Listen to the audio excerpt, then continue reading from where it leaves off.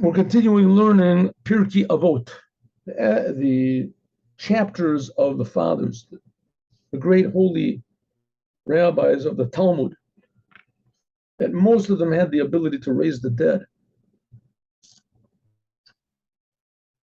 And now we're on the fifth chapter. There's 6 chapters altogether. Really, it's only 55 chapters of the Mishnah, and the last chapter was stuck on, so to speak. It's a breita. It's outside. It's also like the Mishnah is made by the Tanaim, but it was not organized as part of. So what have we learned in the fifth? First of all, we had 5 or 6 things. What is it that were number 10? God created the world with 10 utterances. There were 10 generations from Adam until Noah. God did 10 miracles for the Jews in the desert, in Egypt, and 10 more at the sea, and there were 10 miracles in the Holy Temple. And then after that, we had 7 types of curses come to the world because of 7 different sins.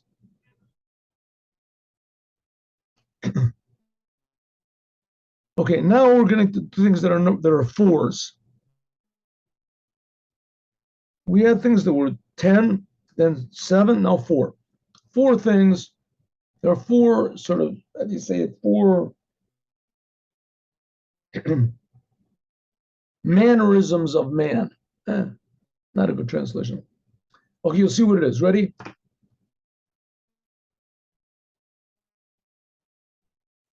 Omer, a person that says, this is, let's say, 4 different types of propriety. Propriety,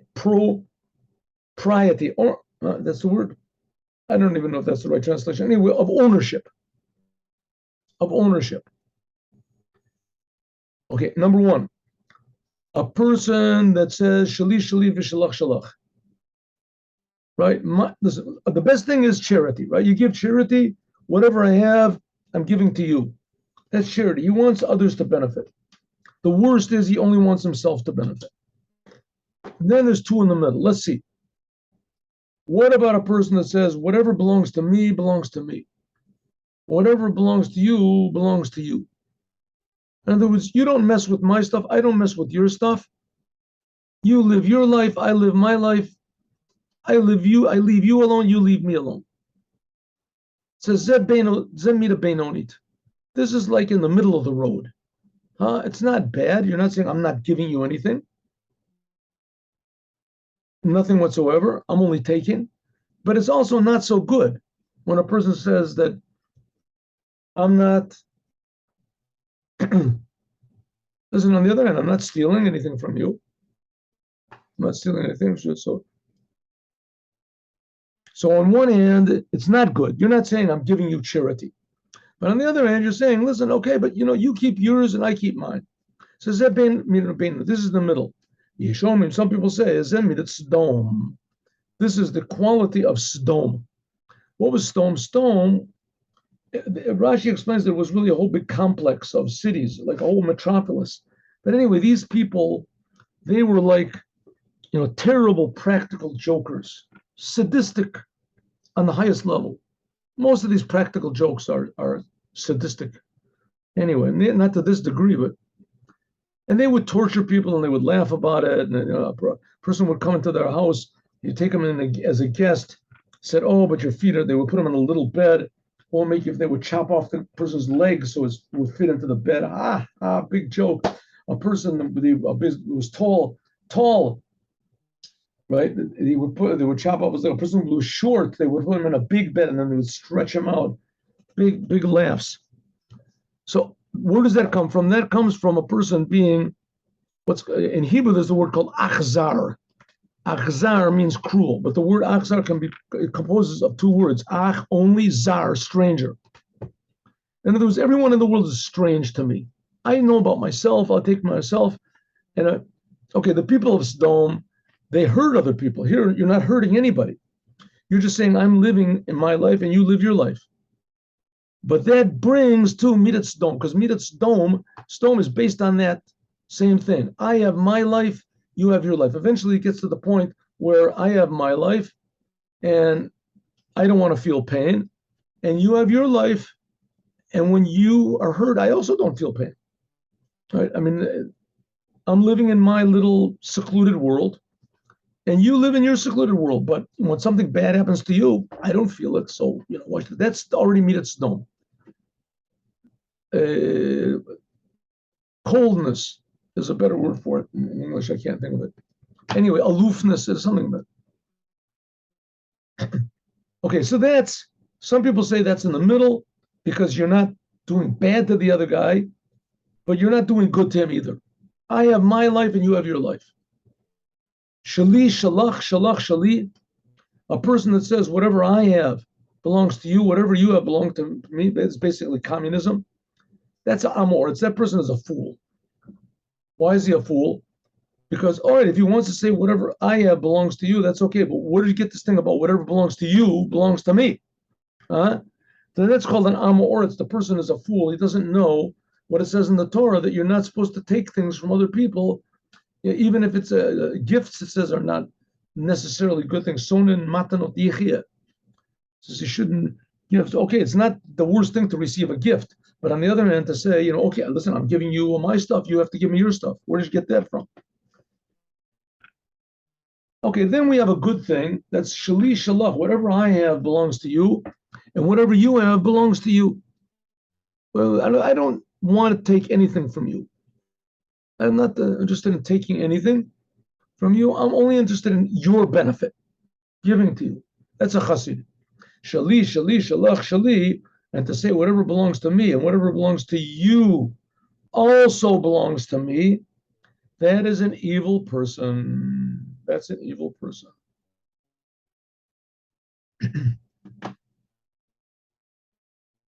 Whatever, this was really in practice, this is what communism was. How do they used to say? That everyone in Russia is a thief except for Stalin, because everything belongs to him. Shali, shali, Stalin said, whatever I own belongs to me, and whatever you own also belongs to me. Mishnah Yud Aleph.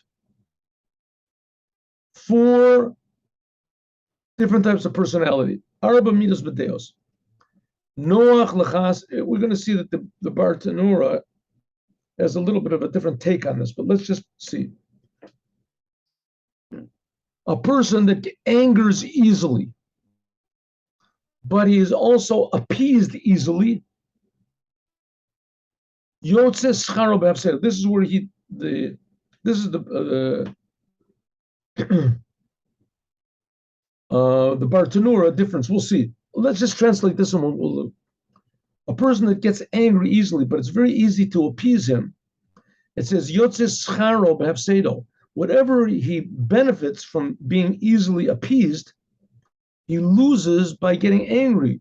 Because everything he does, he's always getting angry at people.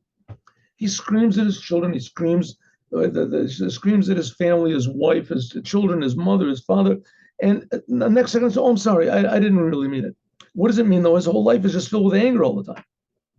He's very easily angered. So any benefit that he might have by being easily calmed down, it goes out. Yotze scharo, any reward he has goes out, and what he loses by getting angry all the time. Not only that, a lot of people don't want to stick around to people like that get angry to hear his apology. Right? They just want to keep as far away from him as possible. Number 2, here's a type of a person that's very hard to get angry. You should know there's other missionaries that don't say that. They don't say that. They say that exactly the opposite. That because he is appeased easily, so therefore what he loses by being angry, he regains. Some people say that this is not bad. According to here, it's bad. We'll see. Kasha licho is a person who is very difficult to get angry. But once he gets angry, it's very difficult to appease him, calm him down. A person like that, yotze hefsedo b'scharo. According to this version, this is a good thing. Whatever he loses by not being appeased easily, he gains because he rarely gets angry. So that sort of makes sense, right? He rarely gets angry, this person, so you can get along with him. But once in a month, right, somebody does something that just really flips him out, and he gets really angry and he stays angry. Well, that's pretty bad. But the fact of the matter is that he rarely gets angry. That sort of makes up for it. So the lack, whatever he has, that goes away because of the reward, because of the good thing, that he rarely gets angry. Like I said, some people say the opposite. Some people say that a person that gets angry easily and easily is appeased, so the loss is made up by the good thing because he's easily appeased. So on the other hand, they say that if a person rarely gets angry, but when he does get angry, he stays angry. So the loss this overrides the benefit. What's the benefit? He rarely gets angry, but the loss is that when he gets angry, he stays angry. Okay, so it's the opposite of what these two Mishnahs say.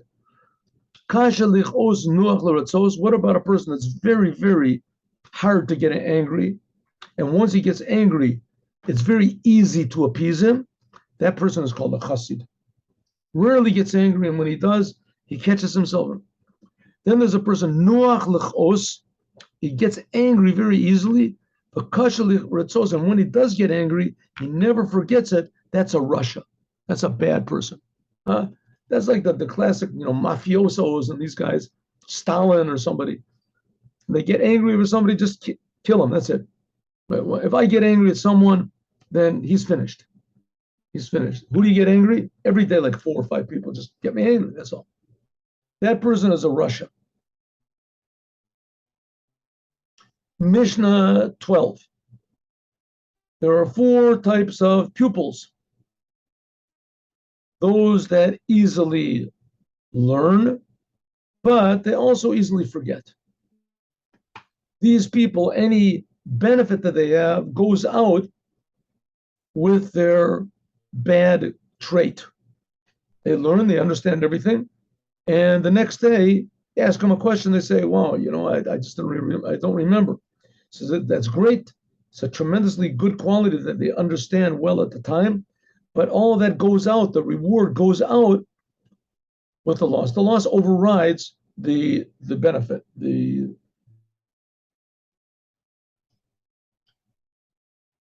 Okay, that's one type. He learns very well, but he forgets easily. He forgets easily. Number 1, kasha lishmoa, is very difficult for him to understand things. But kasha labed, but once he does, he remembers it for a long time. That person, Yotzei Hafsedo, is the negative qualities that he has, that it's hard for him to learn. That's overpowered by the schar, by the fact that when he does learn something, he doesn't forget it. Another type, we have 2 more types. A person that learns quickly and he never forgets, rarely forgets, that's a wise man. That's a wise man. And a person that's very difficult for him to learn things, and once he does learn it, he forgets. Zeh chelik ra. This person has been dealt a bad hand in life. Let's do one more in this. 4 attitudes of giving charity. Giving charity. He wants to give, but he doesn't want other people to give. Right? What does he mean? Let's look at the Bar Tanur. We'll see. Let's just read these off, and then we'll look in the Bar Tanur for an explanation. He wants to give, but he doesn't want other people to give. He is stingy in regarding other people's things. Right? I want my picture to be in the paper. I gave $1 million. I don't want to, Shmerel Groiss's picture to be that he gave $1 million. I want to give, and I want to be the only person that gives, right? Number 2, I want other people to give, but I don't want to give, right? Charity is being collected. Go to my next door neighbor. He'll give charity to somebody else. A person like that, he is stingy with his own. He's only said, I don't care if my name gets in the paper. The main thing is, don't take my money. Number 3, he wants that he should give and other people should give. He hopes that everybody gives a lot of money. Chassid. That is a person that is the ideal Jew. that he shouldn't give and nobody else should give, that's a Russia. That's a bad person. Now, just a parenthetical statement over here. Judaism is based on charity. Judaism is based on charity. According to Judaism, there must be rich people and there must be poor people. Not there must be poor people. It's a good thing that there's rich people and poor people. It would be better if everybody was rich to a certain degree, but we'll see why. Because one of the greatest commandments that a person can do is charity. That's the most, how do you say, complete way to imitate God. Because God is creating the world, God is keeping us alive, God is making the plants grow, and He's giving us success and giving us health. This is all charity. We're not doing anything to deserve this. God is just giving pure charity, pure kindness, pure love. God is giving. When we want to imitate Him, we also have to give charity. So therefore, that's a good why there's poor people. But it doesn't mean that they should remain poor. It means there should be a poor person so that I should give him charity. That's the whole idea of giving charity. But it's not, you shouldn't try to keep people poor. It's a good thing to give them charity. Exactly the opposite. You have to try to make people that they aren't poor. But God arranges it that there's some people that they're always going to be poor. That's all there is to it. Right? Two people they land a good job. The job pays whatever is it, $20,000 a week. But all of a sudden, one of them has 20 children. And one of those children has a problem and has to this or whatever. And all of a sudden, the money, it goes. There's always going to be people that are going to be needy until Mashiach comes. So therefore, there's these four ways of treating charity. One is, I want to be the big macher. I'm going to give charity. I don't want anybody else to give. Another one is, let other people give charity. Why do I have to give charity? These two people are stingy. One is stingy regarding other people, right? I don't want anyone else to give charity, just me. And this one's stingy with myself. I don't want to give anything. Let other people give. This is not necessarily only money. It can be everything. I want to give, and other people should give. That's great. That's the way it's supposed to be. Whoever has money, whoever has something to give, should give to somebody else. And everyone has something, a smile, a good morning, something.